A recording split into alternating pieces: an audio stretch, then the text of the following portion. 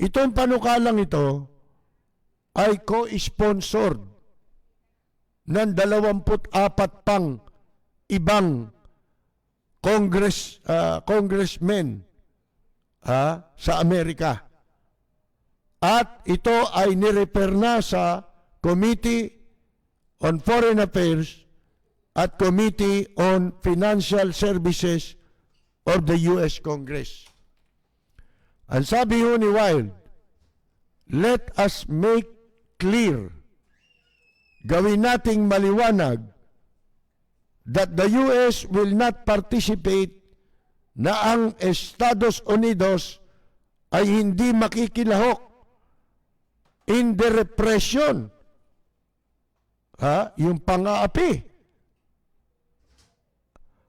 Let us stand with the people of the Philippines. Ngayon, masasabi natin, mabuti may Amerika. Hindi ba? Mabuti na lang may Amerika eh. Kung wala, di tuloy-tuloy na mga abuso ngayon dito, mga kaibigan. Alam ba ninyo na kaya lang hindi nila maitodo yung kanilang mga plano? Dahil ito sa mga ipinakikitang pagmamalasakit ng Amerika at ng malalaking bansa sa atin. Bakit nila ginagawa yun? Siyempre, yun ang itatanong ng pangkaraniwan tao. Bakit nila pagmamalasakitan ang mga mamamayan sa Pilipinas katulad ng sinasabi nitong si Wild sa kanyang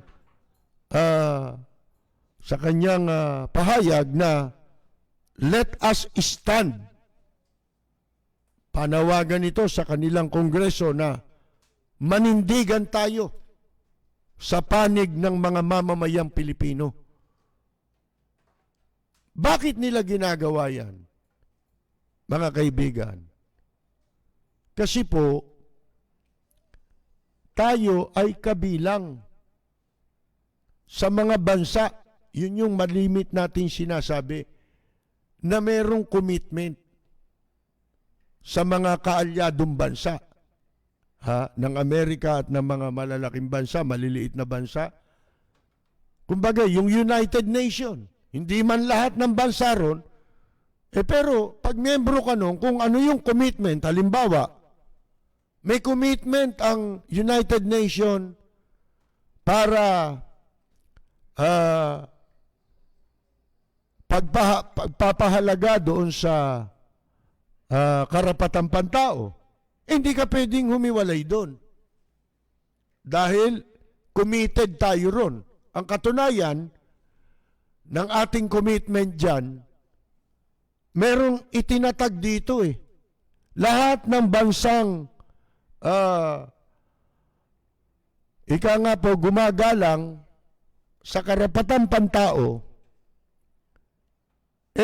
meron silang kanya-kanyang tanggapan sa kanilang bansa na katulad na sa atin na kung tawagin dito ay Commission on Human Rights. Kaya meron yan. Bakit? Iyan ang yan ang katibayan na sumusunod tayo doon sa pandaigdig na kasunduan. Kaisahan yan, mga kaibigan. Pagkatapos, hindi mo pwedeng itatag lang yung opisinang ganon. Hindi lamang yun ang commitment mo, yung magtatag ka ng opisina, kundi sisiguraduhin mo na yung purpose o layunin kung bakit itinatag ang mga ganyang tanggapan katulad ng Commission on Human Rights, siguruhin mo na mapangangalagaan ng inyong bansa ang karapatang pantao ng inyong mga mamamayan. Hindi lamang naman na nakasaad dyan sa mga kasunduan na yan yung pagtatatag ng opisina. Kung hindi, marami pa yan kung paano mo pangangalagaan. Pinalulusutan. Sasabihin ng laban, nakatsinelas yun ha, nakapaa yun ang laban ha. Mga kaibigan, nung tinukhang. Pero yung mga mayayaman na mga inchik, na mga talagang utak ng droga, ha? Yung malalaking sindikato, walang napatay. Kung talagang tutuusin ninyo. Doon pa lang maliwanag na yan eh. Kahit ano pang sabihin ninyong hindi totoo yan, ang laban yan, hindi totoo yan, walang maniniwala na. Wala na. Kaya, itong congressman na ito, binabasa natin kung paano ini-interpret ko yung balita. Di ba? Kasi commentator tayo, hindi naman tayo newscaster eh. Binabasa ko muna yung balita para malaman nyo kung saan manggagaling ang ating komentaryo. Kaya ko lang binabasa yung balita. Ha? At base sa balitang ito, magbibigay ako ng aking pananaw tungkol dyan sa balitang yan. Mga kaibigan, ano ang ibig sabihin yan? Ang ibig sabihin yan ay mabigat. Mga kaibigan, iyan na yung mga sinasabi nating ibinababala natin na unti-unting sisikipan daigdig nitong administrasyong ito. Unti-unti ka nang tatanggalan ng pakpak eh. Ha? Kahit gaano mang katayugan lipad mo, tatabasin niyang pakpak mo. Katulad yung pinag-uusapan natin kahapon, yung sa United Nations, na salita ni Presidente Duterte, kung ano yung sinabi natin kagabi, yun ang mga sinasabi na lumabas ngayong araw na ito eh. Ewan ko kung iba, nakapagsalita pa. Ha? Ano ang ibig sabihin nila? Yung credibility na ng administrasyon na maiwasto pa nito yung pagkakamali. Medyo question mark na. Pagka nadungisan ng kredibilidad mo, ibig sabihin, hindi ka na magiging kapani-paniwala. Napakahirap mo ng paniwalaan. At para kapaniwalaan, kailangan may maipakita ka katulad nito. Di ba? Sinususpinde yung pagbibigay ng pondo sa ating military and Philippine National Police. Mga kaibigan, titignan nila. Hindi pwede rito yung salita lang. Hindi totoo yan eh. Hindi pwede yun. Kahit ano pang kampanya gawin ng mga ambasador, yung kamukha ng sinasabi ni Mantika Roque. Si Harry nagmamantika Roque ang muka, mga kaibigan. Kahit ano pang sabihin mo, nananawagan, di ba? O kayo mga ambasador, tulungan nyo kaming magpaliwanag. Diyan. Kahit anong paliwanag nun. Hindi yun ang barometro para mabawi mo ang tiwala. Kahit naman sa pangkaraniwan tao ultimo sa mag-asawa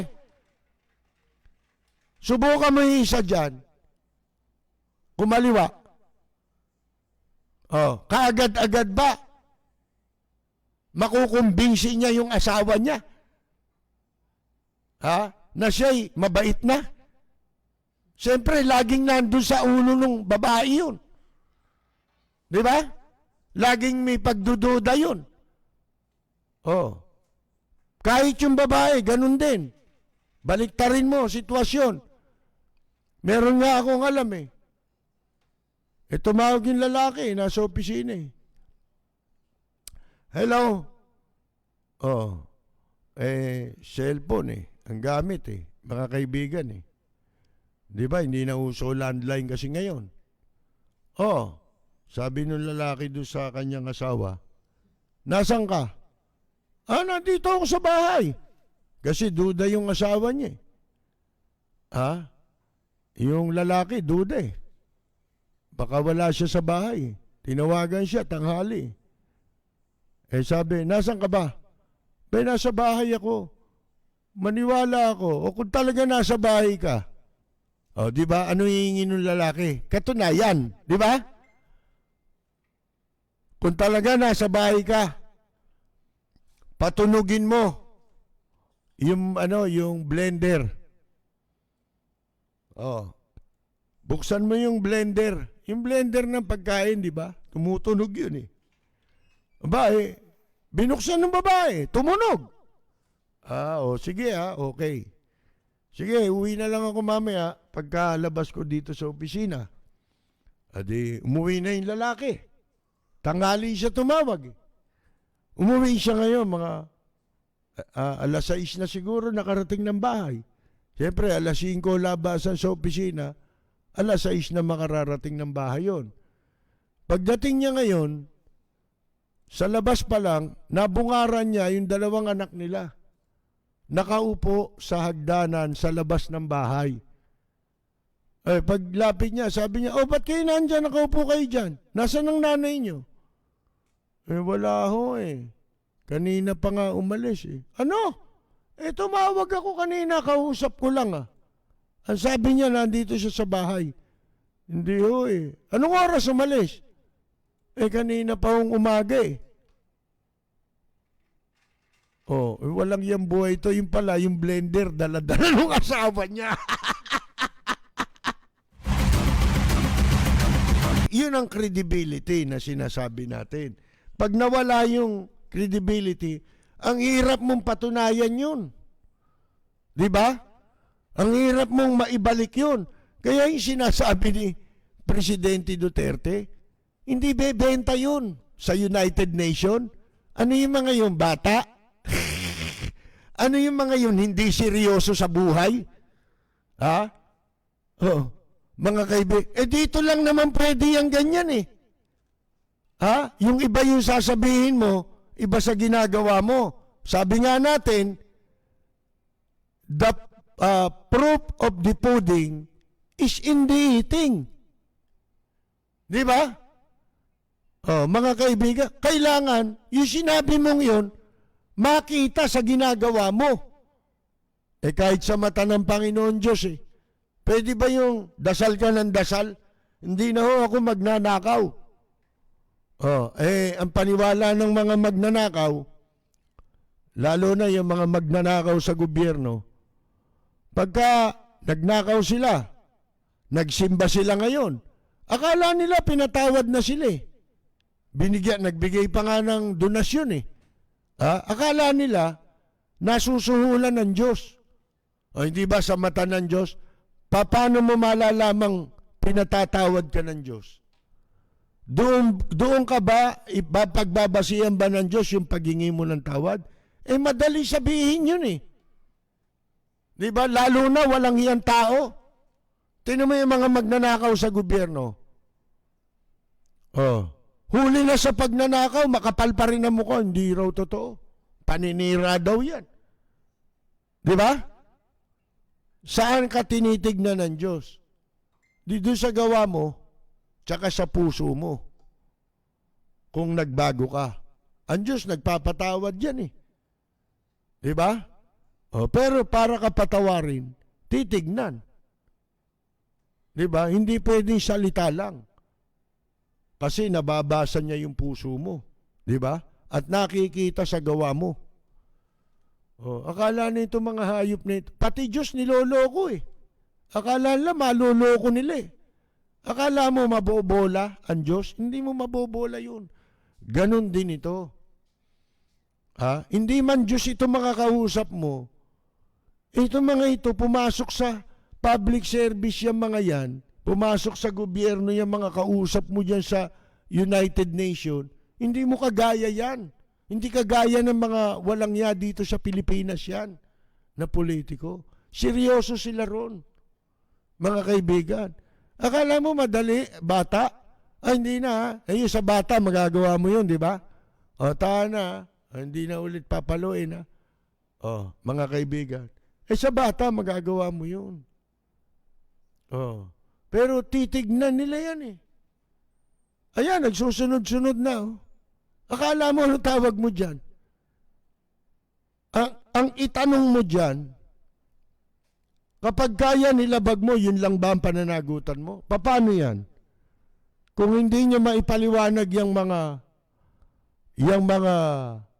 katulad niyan, yung i-account mo, i-audit ka or investigation, susunod ka.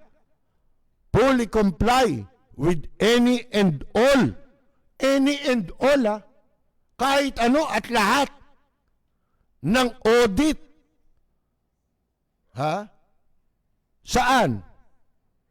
Or investigation regarding the improper use of U.S. security aid. Mangangatog na itong mga to, mga kaibigan. Ano nga sinasabi? Yung iniinsulto pa yung kwan, eh. Yung congresswoman. Akala nila ganun.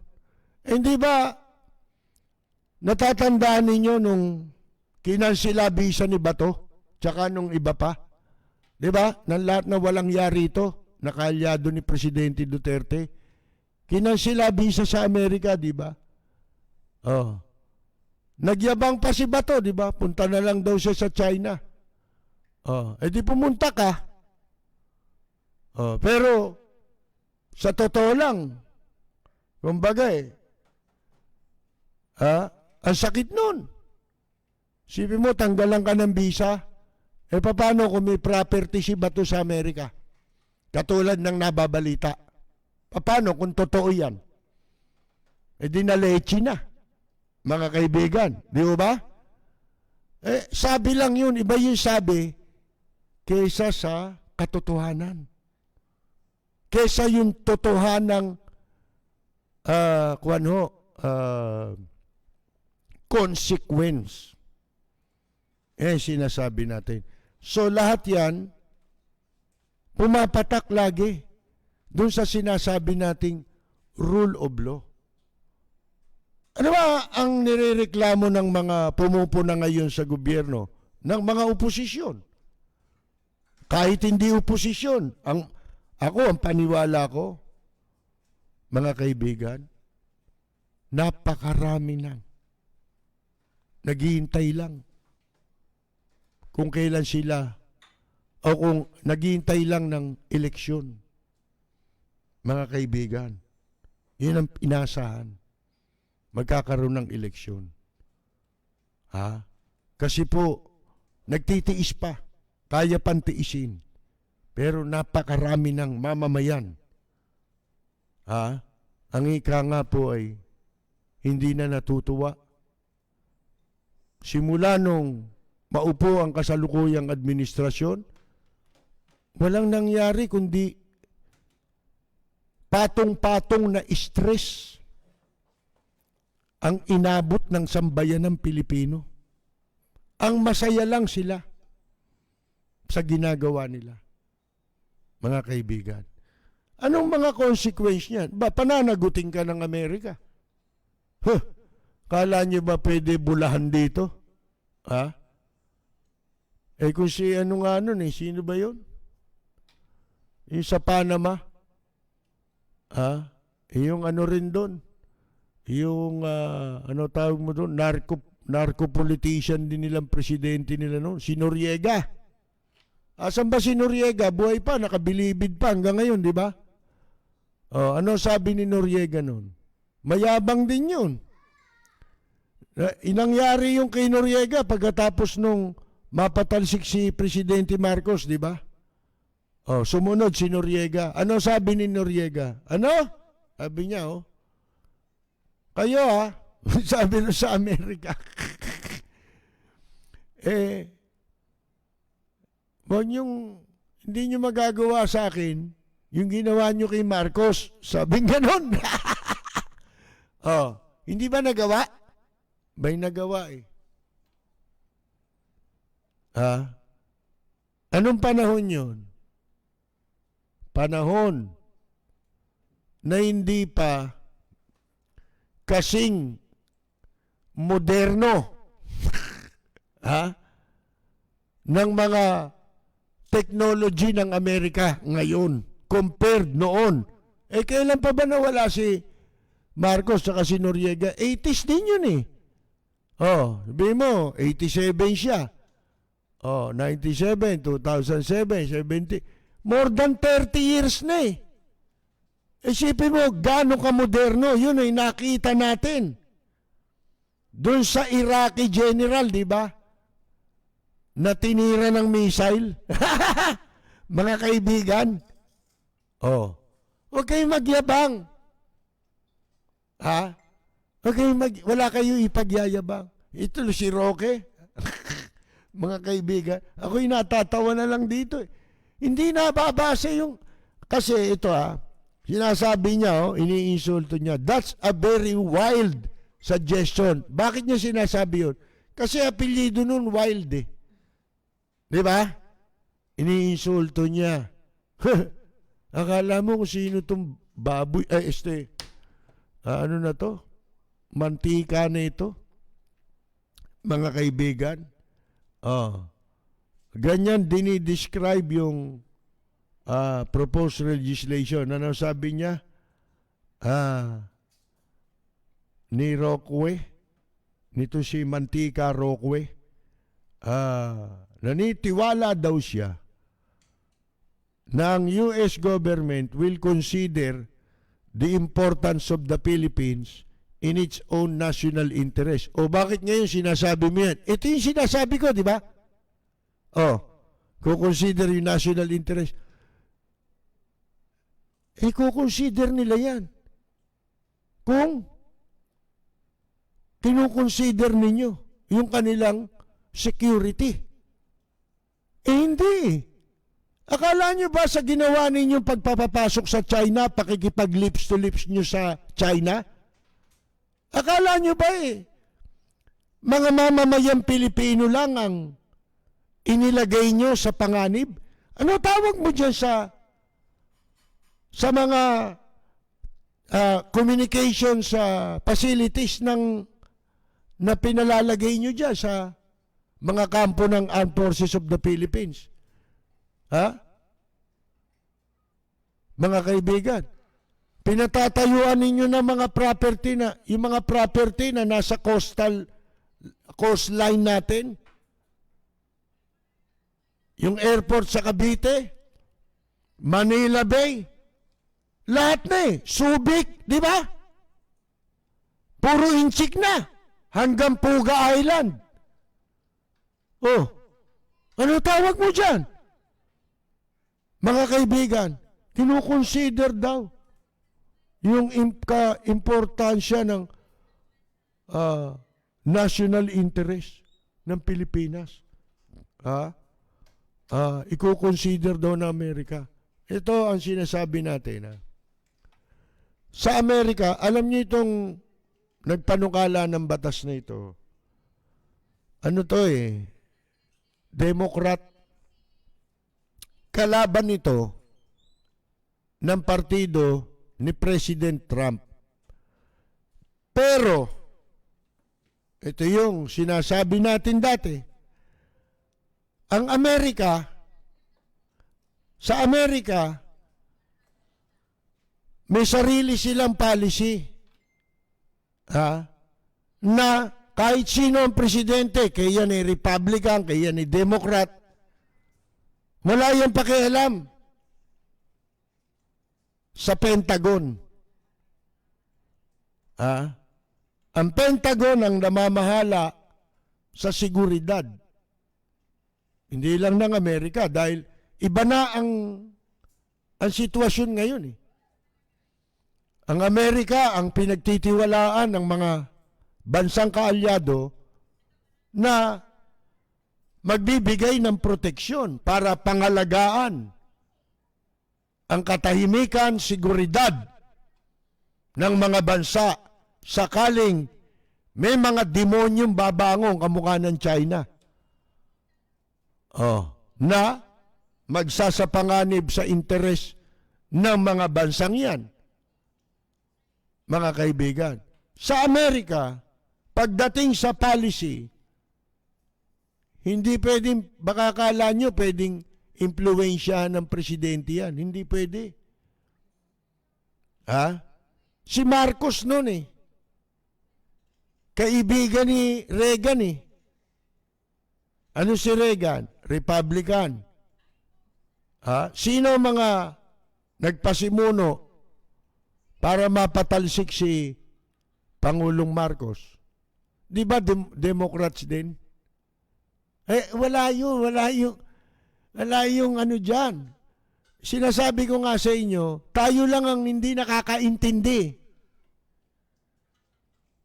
Simpleng bagay hindi maintindihan ng Pilipino. Kaya tayo puro siraulo. Ang kasama ng supporter ni Presidente Duterte, puro baliw. Mga buwang. Ha? Akala nila ganun lang yun. Mambuli ka, okay lang. Kita mo, pinagsasara na yung mga Facebook nyo. At nagbanta yung Facebook, sige. Hindi namin kayo titigilan. Di ba? Hindi pa ba napapansin? Paliit na ng paliit ang daigdig ng kasalukuyang administrasyon. Isolated na. Ayaw nilang maintindihan ng pangkaraniwan tao kung ano mga ibig sabihin, ano mga ibig ipahiwatig ng mga ganitong hakbang laban sa Pilipinas. Tamo, natataranta ngayon yung AFP. Nagmamakaawa sa Facebook, ibalik daw yung kanilang kwan. May mga may mga listahan na tinanggal eh. Yung ilan, bababasa natin mamaya eh. Tuloy natin to. Sabi ni Mantika Roque, hindi natin pinanghihimasukan ang mga soberenyang bansa. Tamo, hindi pa rin naiintindihan? O ayaw nilang ipaintindi? Kung gusto nilang gawin, gawin nila yan. Pero kampante nga tayo, sa tingin ko, kinikilala naman ng Estados Unidos ang halaga ng Pilipinas sa pagiging partner niya pagdating din sa mga usapin ng national security ng Estados Unidos mismo. Tingnan mo, sinungaling ito. Niloloko yung sarili. Ultimo sarili niya, loloko niya. Sino maniniwala sa inyo? Yung sinasabi niyo. Ha? Ano pinagsasabi mo? Malayo. Ang labo. Hindi mo naiintindihan ang sinasabi mo or ginagago mo. Kung gusto mo maging gago, huwag mo kami idamay. Huwag mo idamay yung tao. Dapat alam ng tao lugar niya eh. Tingnan mo. Yung sinasabi natin sa Amerika, maging sa ibang bansa, may politika rin sila eh. Diba? Ngayon nga, tindi ng politika sa Amerika eh. Pero,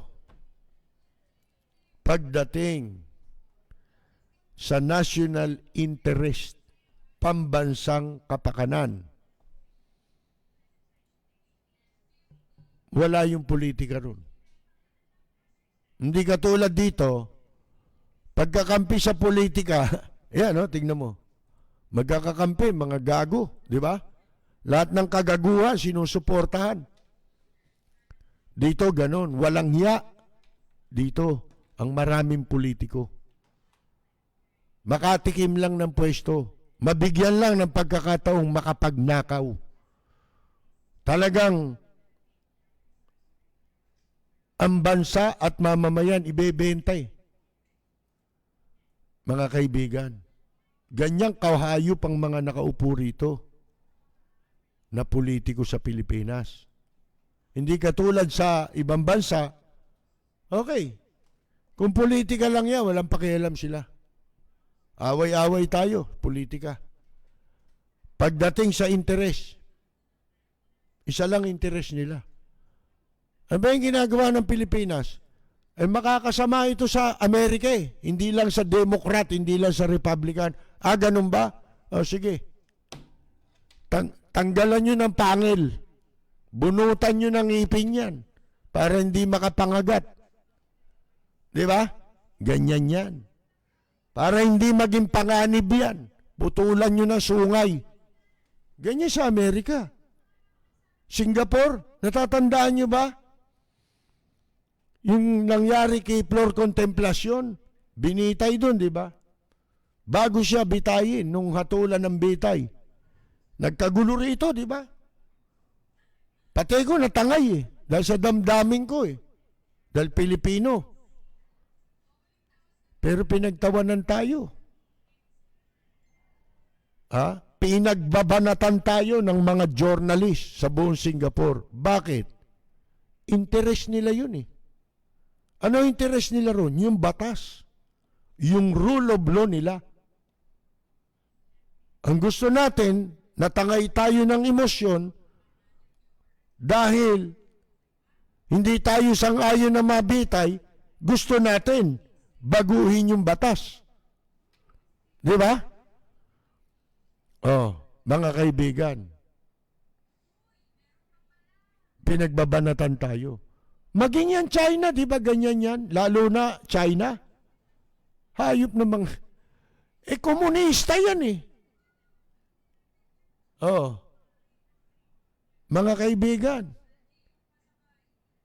ultimong balita ro sa kanila, nangyayari sa sarili nilang bansa, hindi mo pwedeng ilabas eh. Komunista yan eh. Kaya galit na galit sa Hong Kong, di ba? Kung ano yung batas nila ngayon sa China, yun ang pinatupad sa Hong Kong, oh. Oh, mabuti, pero ang mga tao ron, hahanga ka sa Hong Kong. Talagang hanggang sa kahuli-hulihan, hanggang ngayon, hanggat merong pagkakataon, talagang ipinaglalaban nila ang kanilang kapakanan. Sipin mo, pagkatapos nilang paghirapan ng matagal na panahon, paunlarin ang Hong Kong, papasukin ka ng komunista,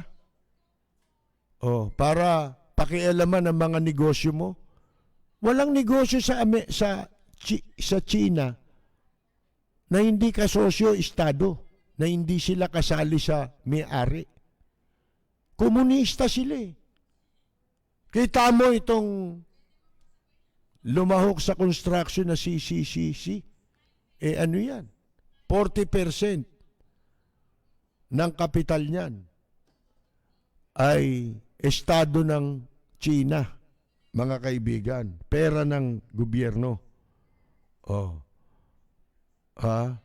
Hayaan daw, sabi ni Mantika Roque, hayaan po nating gumulong ang proseso sa Estados Unidos. Pero isa lang po yan out of ilang hundreds of congressmen and congresswomen sa US Congress. Ano? Isa lang? Anong isa? Natatandaan ninyo, di ba, yung visa nila Bato? Ang bilis eh. Inamyendahan yung isang batas, ang bilis eh. Hindi naman katulad dito yan eh, masabi mo lang eh. Di ba? Lalo na kung seguridad ang pag-uusapan. Very sensitive ang Amerikano riyan. Kita mo nga, napakabigat na kaso sa kanila yung espionage, di ba? Ayaw nila yan. Mabigat sa kanila. Treason naman talaga yun eh. Espionage eh. Yung parang ginagawa ng mga nasa military natin ngayon. Sila Delpin Lorenzana sa DND. Kung nasa Amerika, baka pinagdadampot na lahat yan eh. Mga kaibigan eh. Treason na yung ginagawa ninyo eh. Hindi mo pwedeng i-jeopardize yung security ng Amerika. Kasi ang security nila, ang ibig sabihin, security ng maraming bansa. Iyon ang papel ng Amerika na hindi mo pwedeng baguhin. Mumurahin mo lang, gusto mo mabago na. Ha? Paglalaruan mo, ano ka, gaano ka ka-expert dyan? Hindi ka expert dyan. Di ba? Oh. Yun po ang sinasabi natin, mga kaibigan. Ito naman si Rockwell, sabi niya, kinakailangang aprubahan pa yan ng US Senate. Bakit? Ano kami, tanga? Alam, magkapareho lang naman halos ang proseso niyan eh. Kung may pagkakaiba man yan konti, pero hindi katulad dito yan. Ha? Kwarta rito ang legislation dito, pera-pera. Investigation dito, pera-pera. Lahat dito, pera-pera. Hindi baling ma-compromise ang security ng mamamayan at ng bansa basta may pera. Ganyan dito. Pero mo itulad dito yan. Alam namin nyo, huwag mo kaming masyado mo naman kaming ginagawang tanga.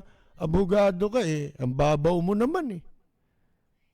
Presidential spokesman ka, pero mababaw ka, Roque. Ha? Oh.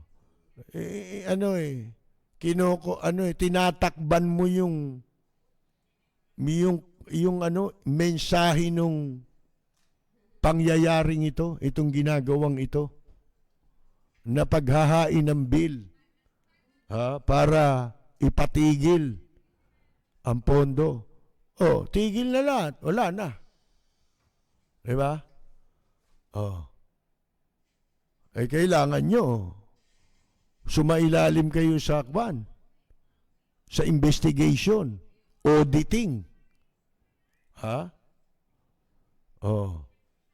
Anumang klase yan na auditing at investigation, mga kaibigan, di ba, dun sa requirements para i-lift o bawiin itong bill na ito. Sakaling maging batas na yan. Walang preno kung bumatikos, malalim at makatwirang komentaryo. Mag-ingat ang mga politikong gumagawa ng kalokohan at baka kayo ay tamaan ng Rapid Fire! Di po naalata ng media na may call centers ang mga digongs fanatics na nakatutok sa mga radio stations and social media. Akala nyo. Alam mo yan. Asa na nga pala yung yung listahan ng mga, yung ilang listahan, ilan sa sinasabing ginagamit ng mga anong tawag dito, yung gagamitin sa kampanya, ginagamit sa kampanya ni Sara Duterte tsaka ni Presidente Duterte. Merong listahan eh. Hindi ko malaman kung nailagay dito o hindi. Nandun sa nasa Messenger. Meron nagpadala sa atin. Sandali, babasahin ko lang yung ilang mga pangalan na tinanggal ng Facebook, mga kaibigan.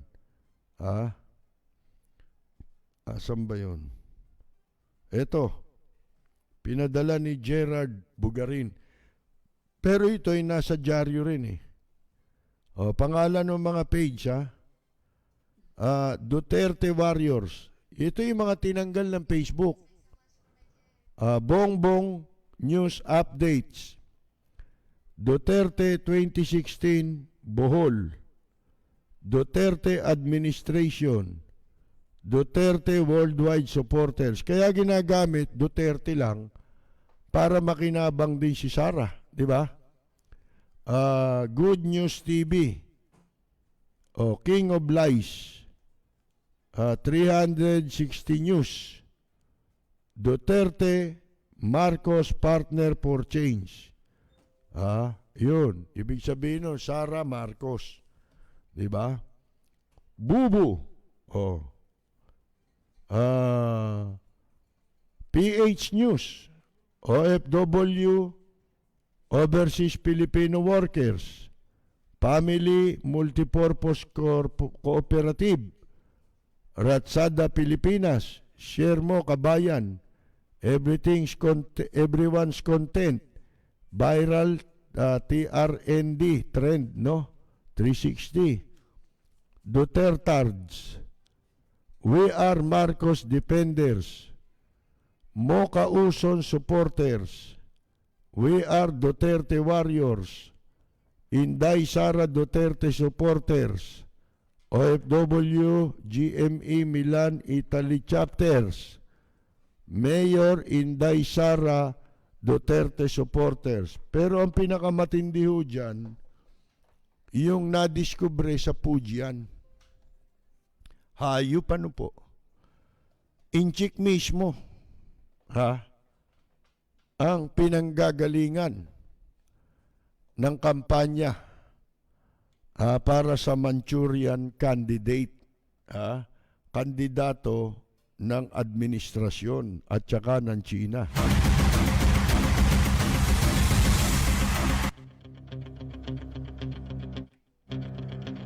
Walang preno kung bumatikos.